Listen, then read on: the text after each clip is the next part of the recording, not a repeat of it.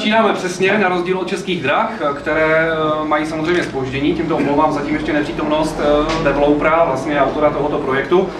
My jsme na jeho konci, inženýra Jakuba Bernadyho, který teď dorazil do Poruby a přesouvá se směrem na Čeladnou, takže s ním se potom setkáme až za malinkou chvilinku. Já vás tady vítám v krásných prostorech, nové, zajímavé, moderní, funkční a také v tuto chvíli po zahájení zkušebního provozu hodně žádané kavárny a vlastně také části pekárny s vlašským kontextem v nově dokončené, stále to ještě říkáme, moderní, multifunkční budově.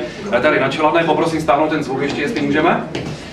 No a dnešním dnem bychom chtěli vlastně pokřtít tento krásný prostor, který uzavírá celý ten projekt výstavby nové radnice a vlastně uzavírá výstavbou celého krásného Čeladenského náměstí, které proslavilo celou obci. Jsou tady všichni, kteří mají na tomto projektu podíl, či se k němu budou chtít určitě vyjádřit, takže pochopitelně starosta obce Pavol Lukša, můžeme pánové se natočit směrem k našemu plénu, provozovatel, což je pan Jaroslav Kmošťák, je také majitel Slezské pekárny ve Frýdku Místku. Vítám tady autora tohoto díla, tedy interiéru, pana inženýra Bedřicha Kaspříka, který je autorem, co se týče architektury, čili interiérový architekt ve spolupráci tady s panem Kmošťákem. Vítám tady v tuto chvíli také zástupce mikroregionu Frýdlantsko-Beskydy a místostarostu Frýdlantsko-Ostrovicí inženýra Bohumila Dolánského, také vám příjemné odpoledne. Vítám tady vás všechny, dámy a pánové, vítám četné zástupce tisku. Takže my bychom si měli pustit do křtu slavnostního stříhání pásky, potom takové malé exkurze, no a samozřejmě velkého budování tady v krásných vlastních prostorech. Pan starosta to všechno určitě začne, takže pojďme takový doušek, pane starosto, tečka na konci celého projektu, vybudování, dokončení moderní čeladenské radnice. Takže ještě jednou dobrý den, dámy a pánové.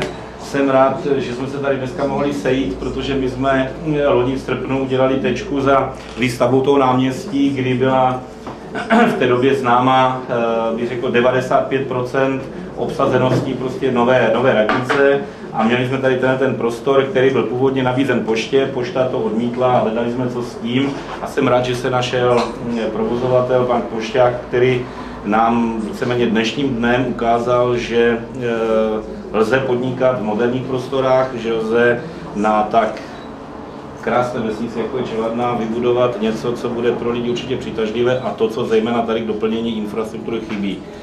Jak jistě víte, pro pamětníky platí, že na Čeladné byla vždycky pekárna, byl tady pekař Doupal. Dneska tady pekárna není, ale pekařství tady určitě je spojené s touto moderní kavárničkou, kde si myslím, že se budeme cítit všichni dobře. Takže já bych toto považoval za opravdovou tečku budování toho náměstí a znovu bych chtěl tady připomenout, že u zrodu tohoto budování stál i člověk se jménem Oldřich Gara, který prostě vtiskl tomuto 2hektarovému prostoru nápad, myšlenku a myslím si, že do budoucna přinesl zejména v této lokalitě trochu jiný pohled na to, jak by mohla moderní vesnice fungovat a já jsem mu za to vděčen, vidíš, není mezi námi, takže přátelé, až budeme otvírat nebo stříhat tuto pásku a krájet ten lašský koláč, vzpomeňme i na toho, který tady mezi náma již není a já mu tímto vzdávám hold, tak jako zastupitel moce Čeladná, díky kterým tohleto dílo mohlo vzniknout. Takže přátelé, děkuji vám. Pan starosta Čeladné Pavol Lukša, také děkujeme. Jaroslav Kmošťák, to je pro mě takový trošku muž dvou tváří. On je osoba, která patří k naší zlaté motorkářské generaci, proslavil Českou republiku v mistrovství světa v soutěžích známou šestidenní. Jsou to motorkáři spolu se svým bratrem Tělem i duší. Já jsem si vždycky představoval motorkáře jako toho drsného chlapa, který snese opravdu všechno, vystřeba Dakar. Jenomže dokáže se zabývat také bohulibou a krásnou poetickou činností, jako je pekárenství, což je tedy řemeslo, kterému vyloženě spadlo do vínku a stalo se mu osudem. On je vlastně autorem, spoluautorem tohoto krásného projektu. Říkal jsem, majitel Slezské pekárny ve Frýdku Místku, majitel úspěšného projektu vlastně na podobné bázi ve Frýdlantu nad Ostravicí, no a vlastně dnes i s vaším příspěvkem otevíráme tento krásný prostor. Prosím. Tak já jenom pár slov. Ten projekt vůbec nebyl jednoduchý. Celý ten projekt vlastně od dlažby počínaje po strobě je dělaný na míru. Není tady jedno místečko, které by bylo někde koupené, je to všechno skutečně dělané podle projektu, i když krize, nekrize, ono to někdy láká něco ošulit, někde to ubrat, ale s panu starostovi, když jsme byli úspěšní v tom výběrovém řízení, tak jsem slíbil, že uděláme něco, co nepotkáte zkrátka na každém rohu nebo v každém městě. A to bylo pro mě, si myslím, velice zavazující. To je jedna věc, druhá věc je tady pan architekta, který, když jsem někde chtěl sklouznout, tak mi dal vždycky po prackách, tak to ne. Takže skutečně je to tak, jak jsme to slíbili, jak se nám slíbil, všechno je dodělané, domakané, jsou tady speciální efekty, ale to se dovíme, až se setmí a budu rád, když tady zůstanete do setmění, aby jsme si to mohli společně vychutnat. A ještě bych si dovolil ještě jednu poznámku. Považuji za slušnost a rád bych poděkoval několika lidem, kteří to se mnou tady spolu vytvářeli. Pan architekt Kaspřík už to bylo. On to nejenom vydělal. On to nejenom, já to musím říct, on to nejenom vymyslel, ale my jsme skutečně, vy jste nás tu viděli, těma rukama jsme to tvořili. Opravdu to se nevidí, ale někdy je to lepší, že uděláme sami, než ty firmy to 3krát sondávají. Takže děkuju moc.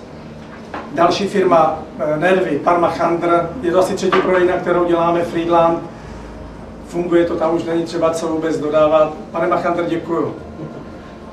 Další, tu není tady zastoupení Šipčák, stolářství, zase. Je to všechno, není tady žádný, nepoužili jsme žádné lamino, je to všechno DIHA, kvalitní materiál. Vzadu v pekařství jsou to masivy, myslím, že taky kvalitní práce. A ještě musím poděkovat elektrikářům.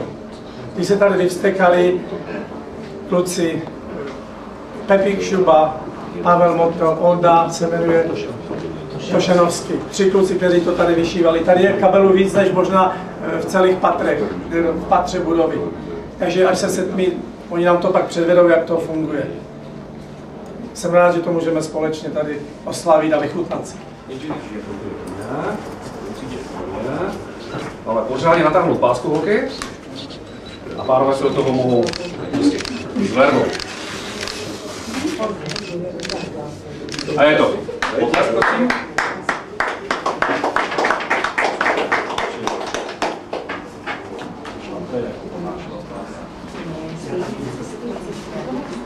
No a pokud máme, pojďme pánové rozpravit ještě ten velký vlašský guláč. Takže já do půl a vy zbytek, jo? Tak. A můžeme se otočit na kamery, máme starost taky? Tučíme se tak, ano. Přesně na půl.